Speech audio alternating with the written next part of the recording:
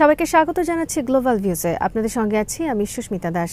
আজ জানাবো আন্তর্জাতিক গণমাধ্যমে আলোচিত সংবাদ ও বিশ্লেষণ। ইসরায়েলের ব্যস্ততম বিমানবন্দর বেন গুরিয়নে আবার আঘাত হেনেছেন প্রতিরোধ যোদ্ধারা। ইয়েমেনের হুথি আনসারাল্লাহ সমর্থিত সশস্ত্র বাহিনীর মুখপাত্র ব্রিগেডিয়ার জেনারেল ইয়াহিয়া সারি নতুন হামলার ঘোষণা দিয়ে বলেছেন, আমাদের দেশের বিরুদ্ধে আগ্রাসনের প্রাথমিক প্রতিশোধ এবং ফিলিস্তিনি জনগণের প্রতি সমর্থনের অংশ হিসেবে আমরা ব্যালিস্টিক ক্ষেপণাস্ত্রের মাধ্যমে শত্রুর হৃৎপিণ্ড বেন গুরিয়নে আঘাত হেনেছে। সানায় প্রকাশিত এক বিবৃতিতে তিনি বলেন, আমাদের ক্ষেপণাস্ত্র বাহিনী নিক্ষেপ করা জুলফিকার ব্যালিস্টিক ক্ষেপণাস্ত্র সফলভাবে লক্ষ্যবস্তুতে আঘাত এনেছে। একে আটকানোর সব ইসরায়েলি ও মার্কিন প্রচেষ্টা ব্যর্থ হয়েছে। তিনি জানান, হামলার সময় ভীত সন্ত্রস্ত হয়ে পড়েন বসতি স্থাপনকারীরা। প্রাণ বাঁচাতে লাখ লাখ ইহুদিবাদী আশ্রয় কেন্দ্রে পালাতে বাধ্য হন এবং বিমানবন্দরের কার্যক্রম বন্ধ হয়ে যায়। সারি আরব ও ইসলামী সরকারগুলোর সমালোচনা করেন, কিছু সরকারকে নিষ্ক্রিয় থাকার এবং অন্যদেরকে ইসরায়েলি আগ্রাসনের সহযোগিতার অভিযোগে অভিযুক্ত করেন।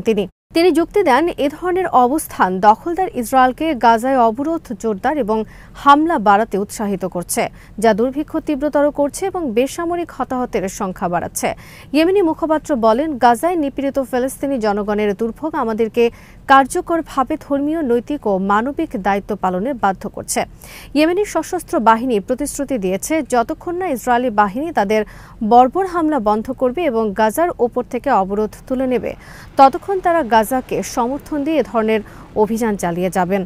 ইসরায়েলও ইয়েমেন থেকে ক্ষেপণাস্ত্র নিক্ষেপের কথা স্বীকার করেছে।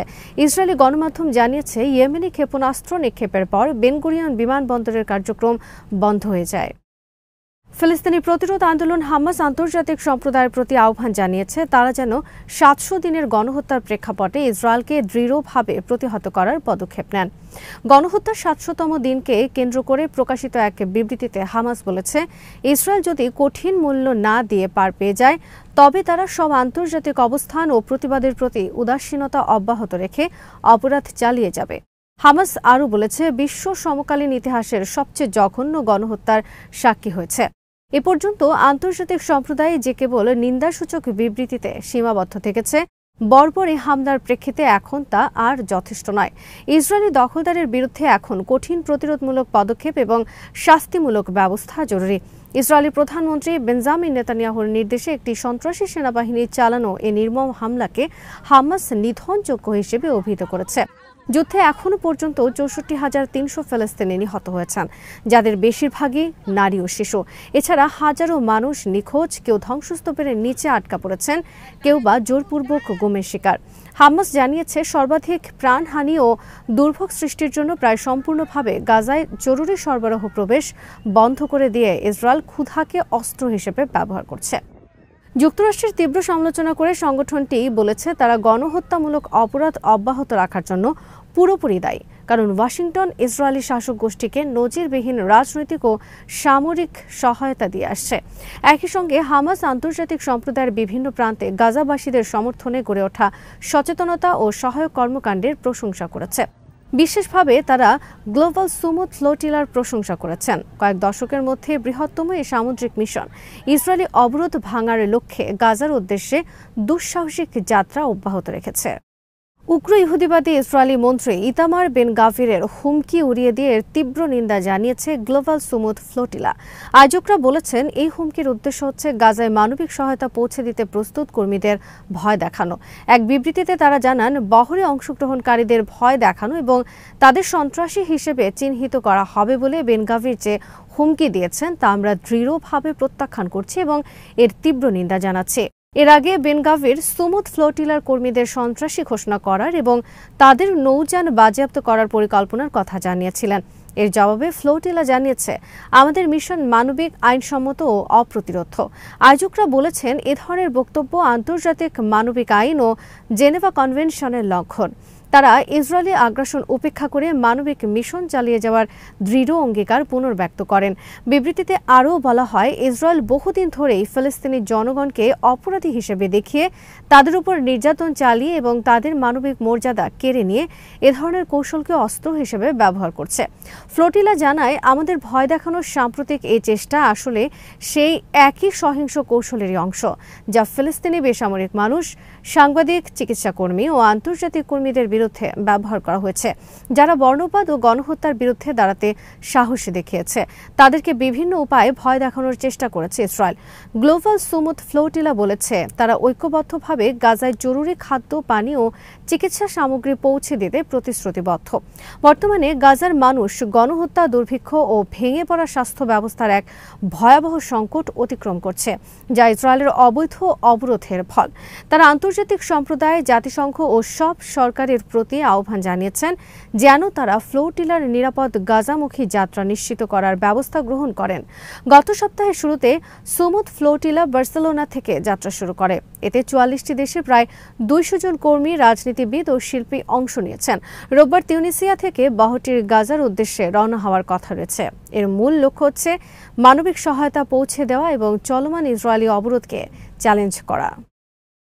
ইসরায়েলি প্রতিরক্ষা মন্ত্রী ইসরায়েল কাটস গাজা উপত্যকায় নরকের দরজা খুলে দেওয়া হবে বলে যে হুমকি দিয়েছেন, শুক্রবার তার তীব্র নিন্দা জানিয়েছে ফিলিস্তিনি প্রতিরোধ সংগঠনগুলো। এর আগে কাটস বলেন, ইসরায়েল গাজায় নরকের দরজার উন্মোচন করতে যাচ্ছে এবং একবার শুরু হলে এ দরজা আর বন্ধ হবে না। তিনি আরও বলেন, যতক্ষণ না হামাস ইসরায়েলি বন্দীদের মুক্তি দেবে এবং নিরস্ত্র হবে, ততক্ষণ ইসরায়েলি সেনাবাহিনী তাদের হামলার পরিধি বাড়াবে। হামাস জানায়, কাটসের এই হুমকি আন্তর্জাতিক আইন ও মানবিক মানদণ্ডের প্রতি অভূতপূর্ব চ্যালেঞ্জ। হামাস উল্লেখ করে তারা এরই মধ্যে বন্দীদের মুক্তি এবং ২০২৩ সালের অক্টোবর থেকে চলমান গণহত্যামূলক যুদ্ধ বন্ধের লক্ষ্যে কয়েকটি ছাড় দিয়েছে, কিন্তু তেল আবিব সেগুলো প্রত্যাখ্যান করেছে। হামাস গাজা সিটির আবাসিক টাওয়ারগুলোতে চলমান বোমা বর্ষণের নিন্দা জানিয়ে বলেছে, এ হামলা আসলে জোরপূর্বক বাস্তুচ্যুতকরণ এবং গণহত্যারই অংশ। হামাসের সহযোগী গাজা ভিত্তিক প্রতিরোধ সংগঠন প্যালেস্টাইনিয়ান ইসলামিক জিহাদ আবাসিক টাওয়ারে বোমা বর্ষণ নিয়ে ইসরায়েলি মন্ত্রীর গর্বোক্তির প্রতিক্রিয়া জানিয়ে বলেছে, এ গর্ব সাংগঠনিক যুদ্ধাপরাধের সুস্পষ্ট স্বীকারোক্তি। তারা আরব রাষ্ট্র ও জনগণকে সতর্ক করে বলেছে, গাজা সংক্রান্ত পরিকল্পনা শেষ করার পর ইসরায়েল অন্য আরব রাষ্ট্রগুলোর দিকে তাদের পরিকল্পনা সম্প্রসারিত করবে। ইসরায়েলি বর্বরতার বিরুদ্ধে প্রতিরোধ অব্যাহত থাকবে বলে পুনর্ব্যক্ত করেন তারা। পপুলার রেজিস্ট্যান্স কমিটিও জোর দিয়ে বলেছে, গাজায় ইসরায়েলি বর্বরতা বাড়ানো সংক্রান্ত কাটসের অঙ্গীকার আসলে গণহত্যা ও জাতিগত নিধনের প্রকাশ্য আহ্বান। একই সঙ্গে এসব সংগঠন অপরাধী মার্কিন প্রশাসনকেও দায়ী করেছে, কারণ তারা ইসরায়েলি অপরাধগুলোর পৃষ্ঠপোষক। তারা ইসরায়েলের প্রতি ওয়াশিংটনের অবিচল সামরিক ও রাজনৈতিক সহায়তার তীব্র নিন্দা জানান। ভারতের পশ্চিমবঙ্গ রাজ্যের বিধানসভা মঞ্চ থেকে সরাসরি প্রধানমন্ত্রী নরেন্দ্র মোদী এবং স্বরাষ্ট্রমন্ত্রী অমিত শাহকে আক্রমণ করলেন মুখ্যমন্ত্রী মমতা বন্দ্যোপাধ্যায়। তিনি বলেছেন, মোদী ও অমিত শাহ পৃথিবীর সেরা চোর, তাদের দল বিজেপি চোর। এই মন্তব্যে একদিকে যেমন শোরগোল পড়েছে, অন্যদিকে বিজেপির সঙ্গে তার সংঘাত আরও গভীর হয়েছে। ঘটনার সূত্রপাত কেন্দ্রের নতুন অভিবাসন আইনকে ঘিরে। ১ সেপ্টেম্বর কেন্দ্রীয় সরকার এক বিজ্ঞপ্তি জারি করে। সেখানে বলা হয়, আফগানিস্তান, পাকিস্তান ও বাংলাদেশের সংখ্যালঘুরা যারা ২০২৪ সালের ৩১ ডিসেম্বরের আগে ভারতে এসেছেন, তারা বৈধ কাগজপত্র ছাড়াই থাকতে পারবেন। বিজেপির দাবি, মানবিক কারণে এই পদক্ষেপ জরুরি ছিল, কিন্তু মমতার মতে আসল উদ্দেশ্য ভিন্ন ও জঘন্য। বিধানসভায় দাঁড়িয়ে তিনি প্রশ্ন তোলেন, এই আইন কি পার্লামেন্টে আলোচনা হয়েছে, স্থায়ী কমিটি বা সিলেক্ট কমিটিতে গিয়েছে? একতরফাভাবে এত বড় সিদ্ধান্ত নেওয়া হলো কিভাবে? তার অভিযোগ, বিজেপি নির্বাচনের আগে ভোটার তালিকায় কারচুপির চেষ্টা করছে। তবে তার কণ্ঠে দৃঢ় বিশ্বাস, ভোটে বিজেপি জিতবে না, বিজেপির কোনো অস্তিত্ব থাকবে না। তার বক্তব্য শুরু হতেই বিজেপি বিধায়কেরা কাগজ ছুঁড়ে বক্তব্য বন্ধ করার চেষ্টা করেন।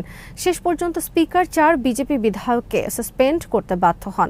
মুখ্যমন্ত্রীর অভিযোগ, বিজেপি মূলত বাঙালির বিরুদ্ধেই আহ্বান নিচ্ছে। তৃণমূলের বক্তব্য, বিজেপি এ রাজ্যের ভোটে প্রভাব বিস্তারের চেষ্টা করছে। ভোটের আর ১ বছরেরও কম সময় বাকি, তার আগেই এই সংঘাত আরও বাড়বে বলে মনে করছেন বিশ্লেষকেরা। আজ এখানেই শেষ করছি। সবাই ভালো থাকুন, সুস্থ থাকুন আর দেখতে থাকুন বিডি ভিউজ। চ্যানেলটি ভালো লাগলে সাবস্ক্রাইব করুন, সংযুক্ত থাকুন আমাদের ফেসবুক পেজে।